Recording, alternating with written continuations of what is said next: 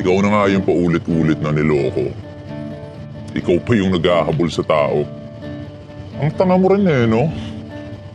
Wala akong magagawa eh. Mahal na mahal ko yung tao. Ba't ba kasi hindi mo kayang iwanan yan? Ilang beses ka nang niloko niyan. Siyempre, mahalaga sa akin yung tao. At ayoko din na masayang ang aming pinagsamahan. Kaya paulit-ulit akong naghahabol sa tao.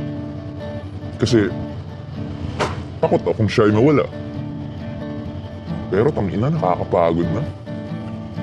Alam mo, nakakapagod manatili sa ganyang relasyon na puro na lang sakit, bibihira na lang ang saya. Nakakapagod makipaglaro ng habol-habulan. Lalo na kung pakiramdam mo, ikaw palagi ang taya. Habol ka ng habol sa iisang tao dahil takot kang sila ay mawala.